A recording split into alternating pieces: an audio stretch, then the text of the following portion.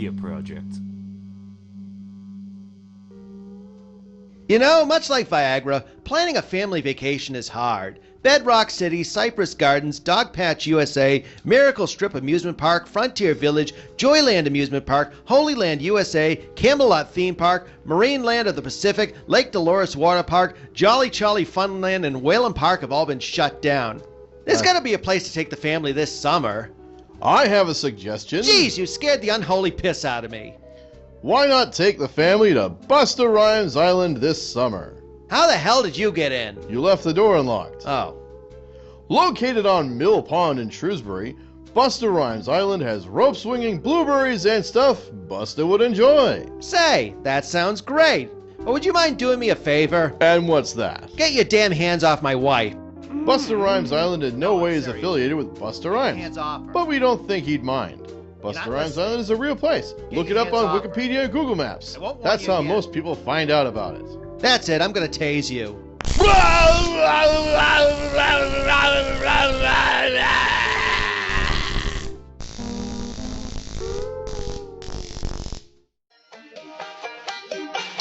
Excuse me, do you mind if I join you?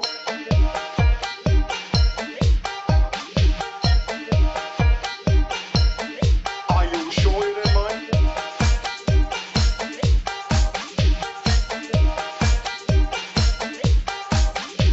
You're absolutely sure I'm disturbing you? Sketch comedy. What is it? What is required? The first thing that is needed for a comedy sketch is a premise. Shall I give introductions? I think you just did. I think you just did. Hello and welcome to the Mental Suppository. I'm Brett Herholtz, I'm Jamie Billings. And I'm Andrew Shanley. and today we're talking about The Kids in the Hall, I'm crushing your head. Which is- crushing your head. which is going to be making a comeback on Amazon Prime. That's right. They're coming back after all these many years. And Yes. we're I'm ready very to talk excited about it Yes. right after a word from our sponsor. Son of a bitch. Coming this summer, a science fiction film they said was too terrifying to make, but they made it anyway. I heard some creature managed to get aboard the space station. I think it got into the air ducts.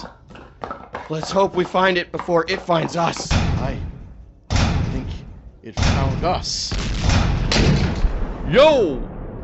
From Ridley Scott comes Alien Life Form. Open fire on it! Open fire! But my gun is jammed. Do something! It's on me! I'm trying. Ha! I killed you! Nothing in the universe can save them from the horrors they are faced with. Get away from me, you son of a bitch, or I'll blow you back to Melmac. Buddy, it was an accident. An accident? You killed half the crew, and you say it was an accident? All right, let's call it a mistake. Alien Life Form. In space, nobody can hear you say, Yo! coming soon to theaters. Some scenes may not be suitable for your cat. Ha! You'll be lucky to get out alive. Lucky. Get it? No problem. I miss the old days of the Comedy Channel. With the sketch comedy. Well, not only that, it was like the shows that were on it, like Higgins Boys and Gruber, Yeah. The Sweet Life with Rachel Sweet, Onion World, The short Tommy attention. Sledge. The original cut of short attention span theater. Tommy Sledge, Lancelot Link. Yes. Oh my God! Lancelot Link. Secret chimp. It's just like the shows had these feelings like they were, it's like they were made in somebody's garage or somebody's, basement.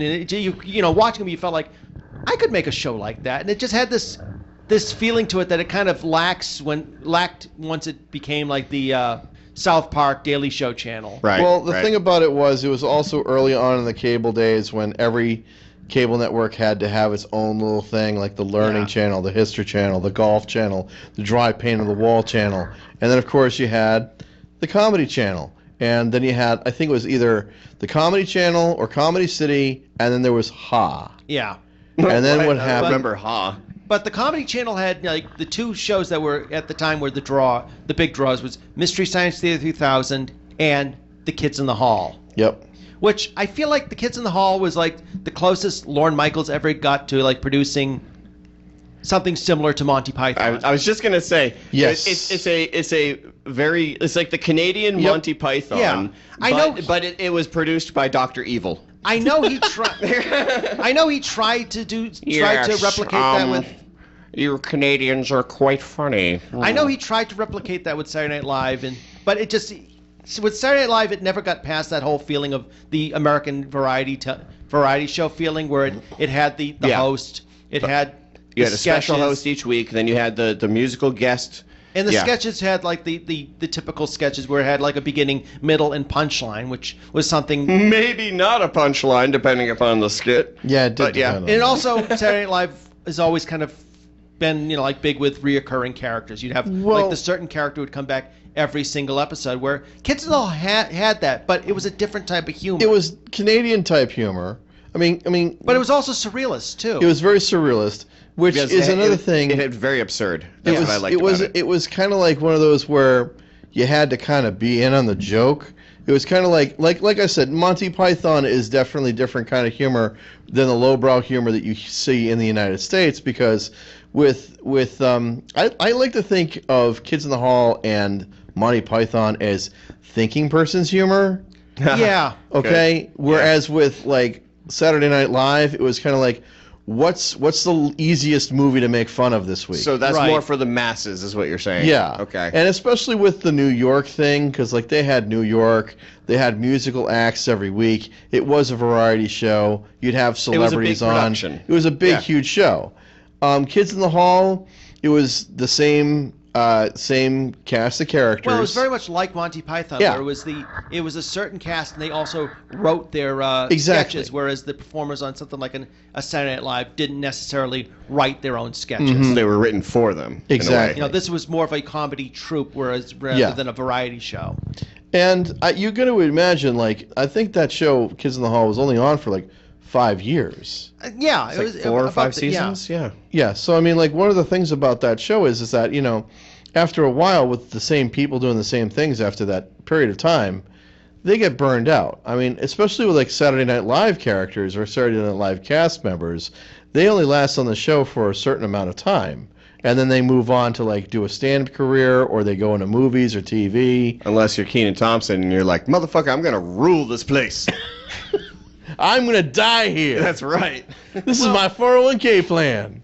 Well, the other thing I liked about Kids in the Hall is they didn't, much like Python, they didn't rely on doing like impersonations of celebrities all the time. Right. Once in a while you'd have Scott Thompson doing an impersonation of the Queen of England. But it was an absurd Queen of Exactly. England. But it's like you'd have you'd have the reoccurring characters, but they wouldn't be every single episode. You'd have the head crusher coming back. Well- There'd be a new character coming in. Well, who is out of all of them, who would be your favorite character from the Kids in the Hall? Of the all season reoccurring characters. I like this one character because he had a cabbage for a head. The cabbage head guy. Smoking the cigar. Yes. What is so like, Ultraman. Yeah, it's like the cabbage for the head, the smoking jacket, The tie undone, the yeah. tie undone with the ruffled shirt, and it's like, hey, you gonna sleep with me or what? Almost like if Frank Sinatra just put a cabbage on his head. Oh my Frank's gosh. drunk again. It's been a while since I used to really watch that show, so honestly, I'm a little bit unfamiliar with a lot of the characters. The only one I can remember is, I'm crashing your head. There is nobody home. Nobody home. Nobody home. There's nobody home. Nobody home. I'm crashing your head. I'm crashing your head. Nobody home. I'm pitching faces. I think the one that I love is the one that I use almost all the time is Sarcastic Man. Oh, you mean the one? I'm so glad to speak to you. Because I use that in everyday life. Like I told you, stinking man's humor. You're very handsome. Sure. Sure, you look real good in those clothes. Wait, come back. I'm so lonely. And I wonder why I have no friends. Who was actually going around the room? Who was your favorite cast member? Ooh. Mine is Kevin. Kevin McDonald? Yep. The crazy erratic voice that he Yes. has, it always cracked me up. His nuts hair, you Yes. know, and he was my favorite, yeah. I'd say the same guy. Kevin? Yeah. He's pretty For the funny. same reasons? Yeah, pretty much.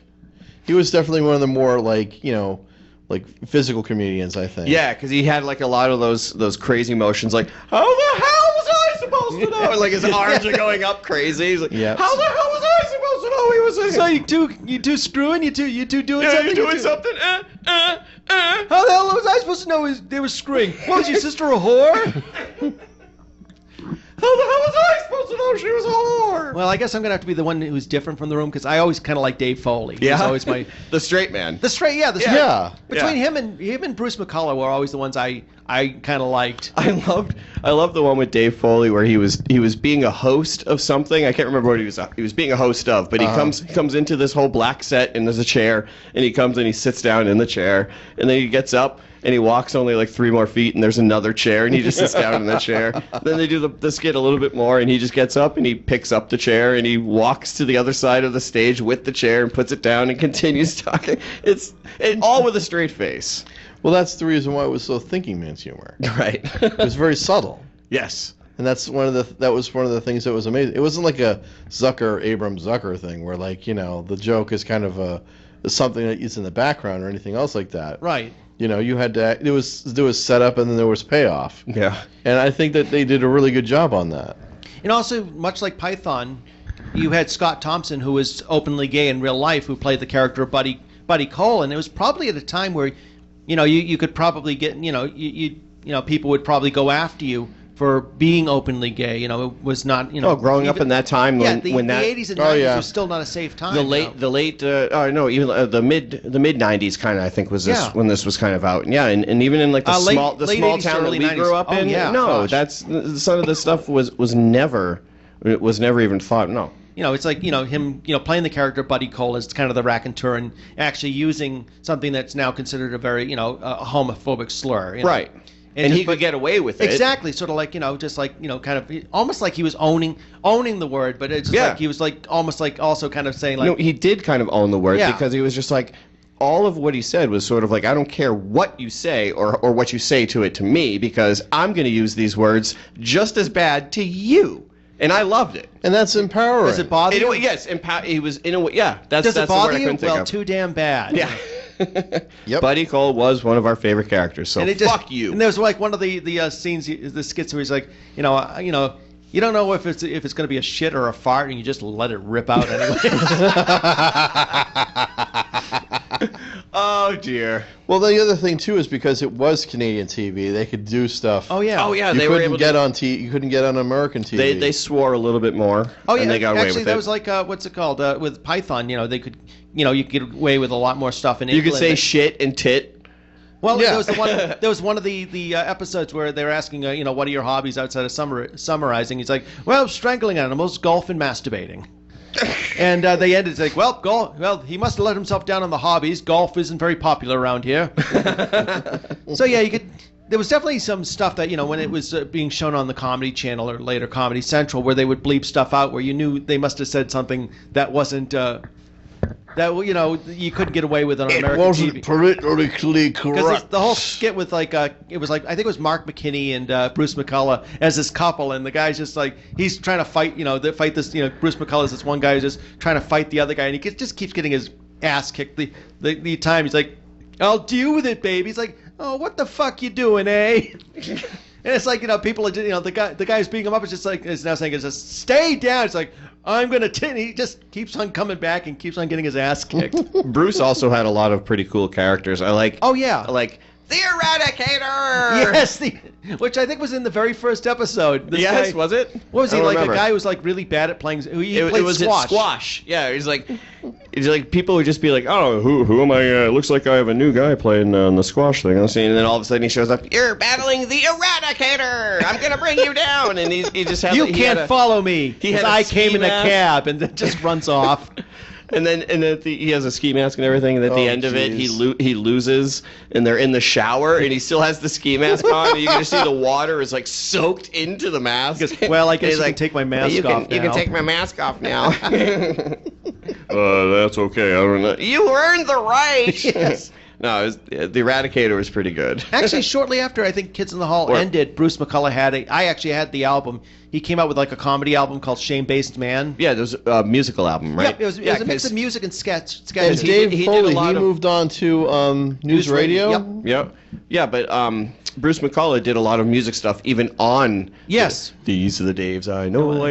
These are the Daves I know. The one I always loved was the Terrier song. The Terrier! Terriers are I good forgot for about the that. elderly. It's the Studies show Terrier that song. terriers prolong old people's lives because no one wants to die like this guy died.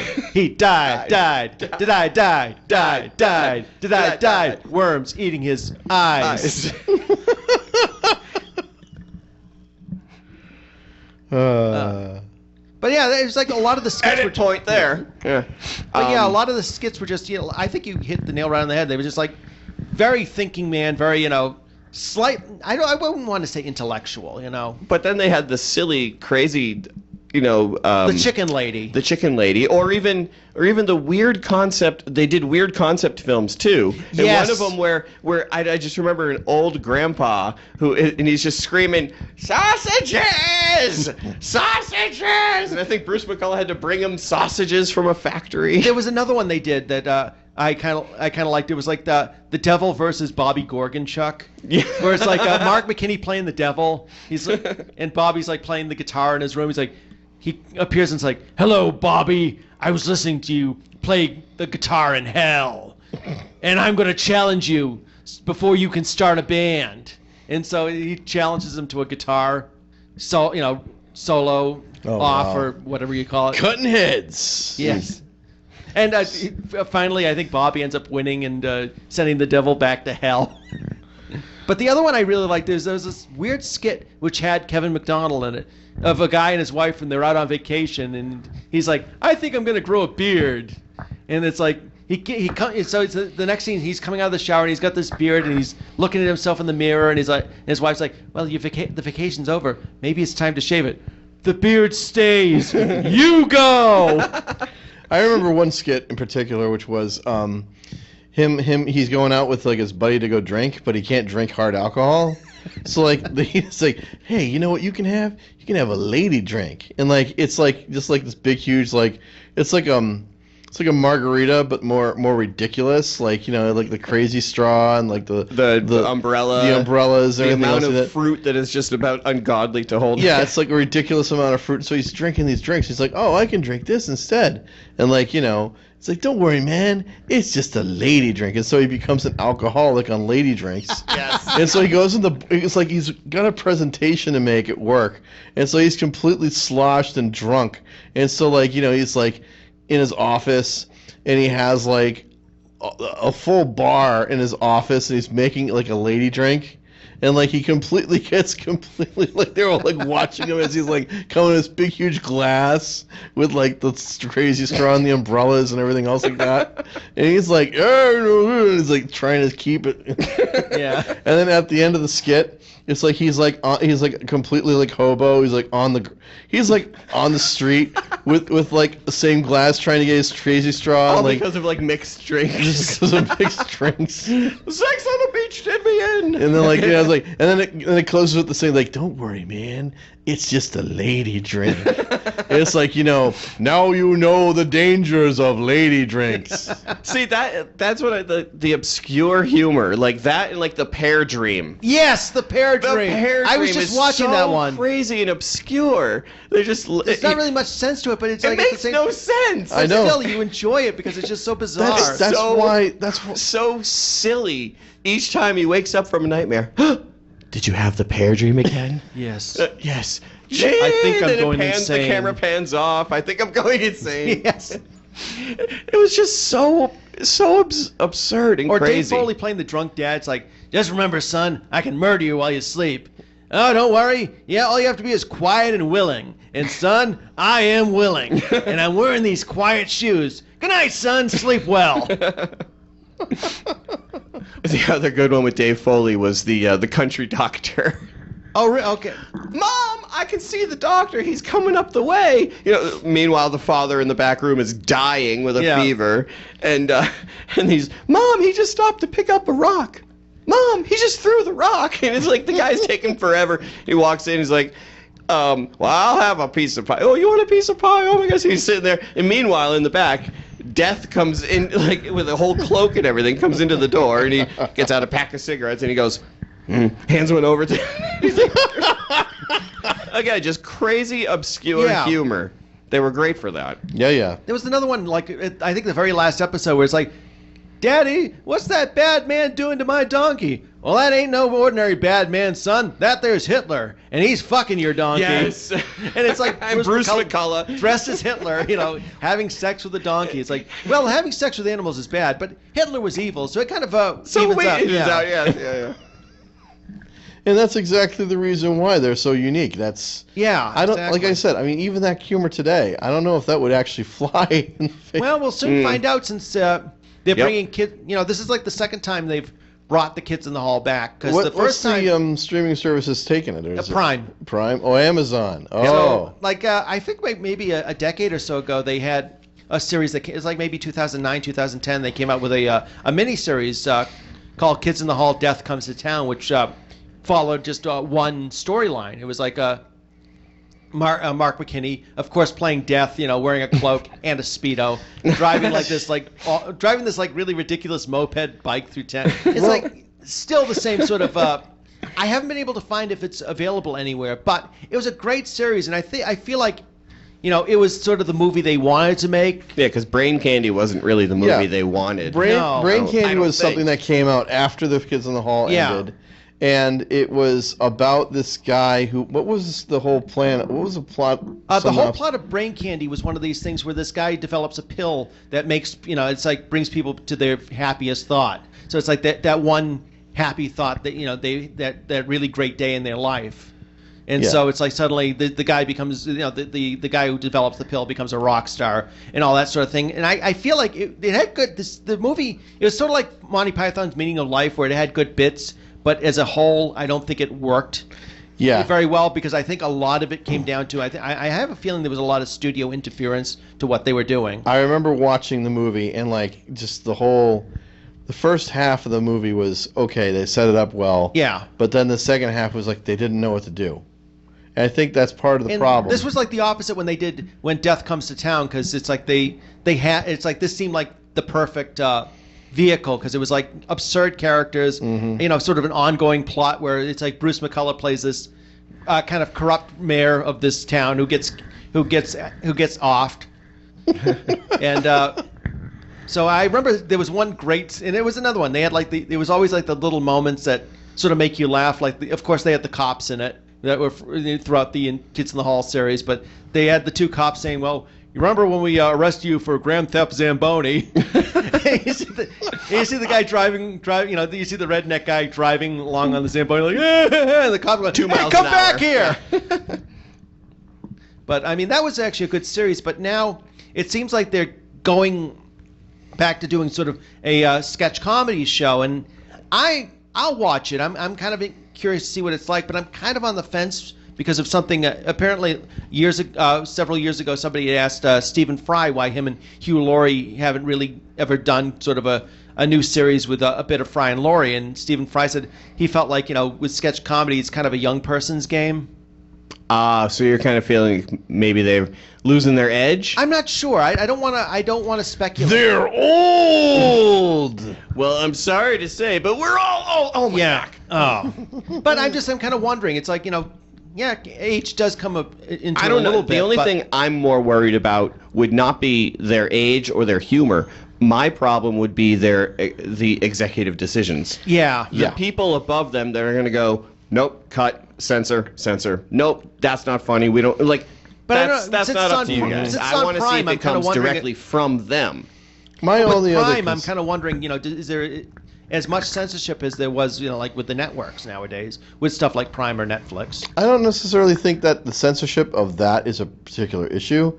I think probably content would probably be a quick question. Well, they kind of made fun of that in the ads. It's like, well, what do they want? Well, they want to show this not offensive, doesn't really, they kind of make fun of that whole idea of it being, doing something that's inoffensive, that doesn't have any red flags or anything like that. And of course, they show all the scenes that are, show a lot of red flags that will like offend people. I want to start a show, call it Red Flags. There you go. It's all about red flags. But out of all the reoccurring, because we were talking about the reoccurring characters earlier, what about Armada? Rob Torkelson's Armada featuring Herman Mendelchuk. Mendelchuk. That was like the ultimate, and it was again, it's something I think those of us who knew people who were in a garage band or were in a garage band, Yep. you could kind of relate to. us. Yeah, you can kind of relate to it because it's like these guys. It's like we're gonna make it, and it's like they never really But where's where's make the it. drummer? He's late. And I think the last episode it ends up having Chris Robinson from the Black Crowes is some sort of like Yes. musical angel who shows them their future, and they never make it. They're just like they're all in a retirement home, and I think one of them dies, or something they would do. Didn't they? How did this show end? I remember when the Kids in the Hall ended, they had this whole thing at the end where they were all in a grave and they were being buried. And there's like I think an old lady was like dancing over it. So actually, at the beginning, Is that how the commercial shows them opening? Yeah, they have them exhuming the grave, and they're all just sort of lying, and they're like, And who they are turn to you?" each other. Oh, what? And it's like, I knew we should have had ourselves cryogenically frozen. So yeah. So it kind of picks up where the show left off, I guess. Which I'm hoping would be I hope it's good, as good as the original. Yeah. We'll see. Yeah, I think it's like anything We'll see if they else. still have their edge. It's like, well, it was like after a while, like again with Monty Python when they would do their live shows. A lot of the times they would they wouldn't do. It's like even the last one they did in 2012. I think it was back in 2012 when it was like 1 down, 5 to go was the name of the tour. Oh, God. And I know. Well, they had that kind of humor. Yeah, I know. It's great. It's one of these things where I think the interviewer asked him, it's like, are you going to be doing any new material? It's like, oh, fuck no. I think it's like, because they understood. It's like, going to a Rolling Stones concert. Yeah, like they that. want to see the fucking parrot sketch. Yeah, you want to hear the greatest hit. You see the greatest hits. And so I think If I no more. that's when people hold up their lighters. yes. The parrot is deceased. But actually, Lovely plumage. but again, another skit I think I kind of liked with along with like Rob Torkelson's Armada featuring Herman Mendelchuk was Kevin McDonald and as Sir Simon Milligan in the Pit of Ultimate Darkness. Yes. There's like this I think it was like right before the whole. It was like during like the whole thing when like The Cure and stuff like that was popular, but right before like 9 Inch Nails and Marilyn Manson. And so it's like that whole making fun of like the goth with death. Dave Foley with the white skin and As the dark eyes. Oh, it was great. And it's just like they go out of their way, him trying to make himself out to be like the front man of evil, but he's just like so. But it's Kevin. Yeah, and with that great signature high pitched voice. You can't really picture him being like, I'm in Congress with the devil! Yeah. Look into my face, because to look into my face is to look into the face of evil. And that was always great. But actually, they had a few of those skits, but my favorite was the one, Simon's Date, which ends up having Sir Simon Milligan going on a date with a woman and trying to get with her. So, and of course, Bruce McCullough is playing the woman, because... That was another thing about Kids in the Hall, where it's like Python, they did the whole drag thing and for laughs, but a lot of them actually really look good as women. I mean, Dave Foley in particular. I don't like spam! But Dave Foley, if it's like they kind of brought that up in a news radio episode where it's a Halloween episode and Dave Foley's dressed up in his girlfriend's clothing and she gets pissed off because he looks better in them than she does. It's like the whole thing when he turns around and she's like, oh, where's Dave? It's like, I'm here. And everybody's just like, holy cow, Dave, you look good. Sexy. Yeah. But yeah, so it's like They broke new ground. Yeah, they really did. But I mean, I really enjoyed that episode, that Pit of Ultimate Darkness with Simon's Date, and I thought we could do a little bit of a table read with Let's that. do it! So I thought maybe you could do it. Jamie, you could read the part of Hecubus. Yes. You could read Helen Bathgate, which would be the Bruce McCullough part, and I'll read Sir Simon Milligan, since I basically based the voice of Greg McGuggett on Kevin McDonald's voice. So, are we doing Camaro Man for Bruce, or? Good one, Andrew.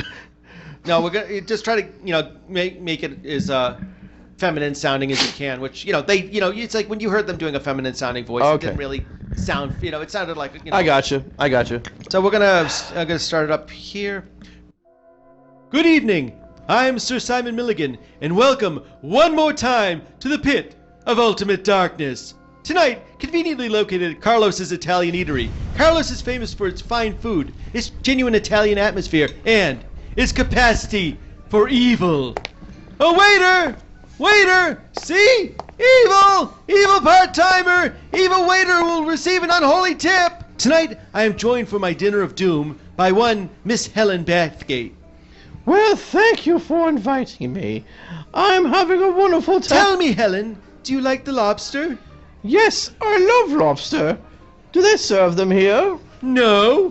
Boy, I'm evil! Well, let's see what they do have then. Helen, may I assume your last boyfriend was a bastard?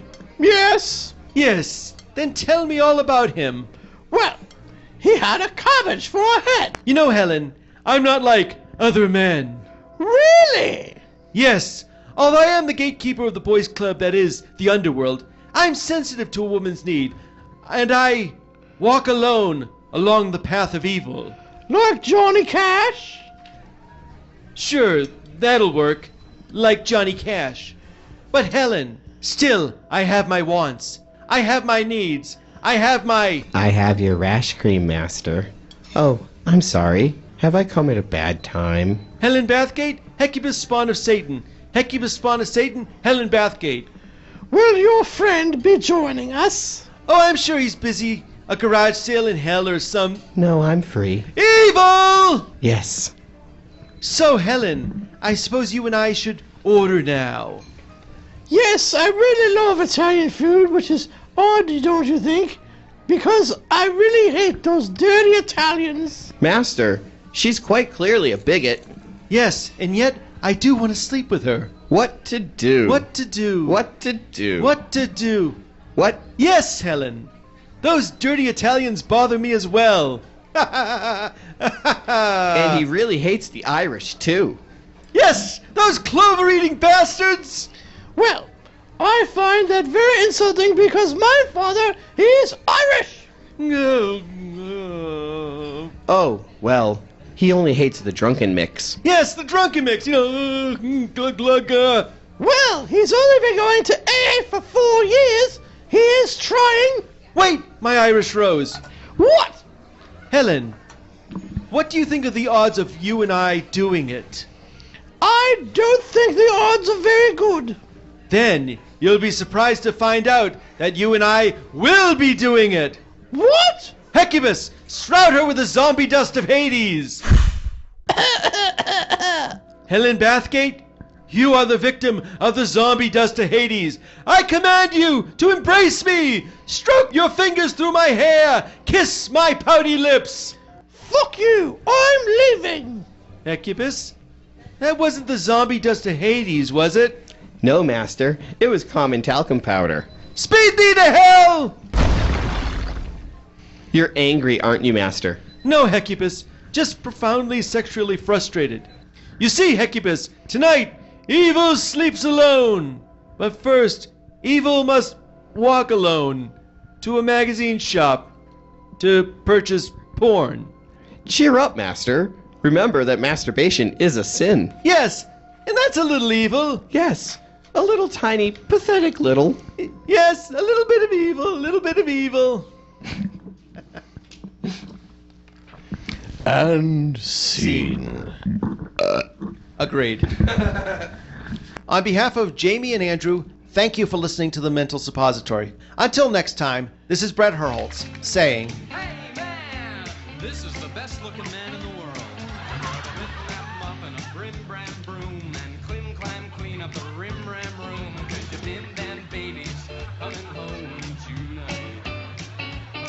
Yeah, my slim slam slippers and my easy chair on your twin clam fingers to my greasy hair.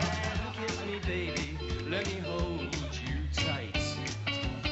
I'm in north and south and east and west, but even a honeybee needs some rest. When I get my jacket and my trousers pressed, I'm gonna pull the swallow right back to the nest. Don't you him well, my train The Mental Suppository has been produced by Brett Herholtz and Jamie Billings and distributed by M The Media Project.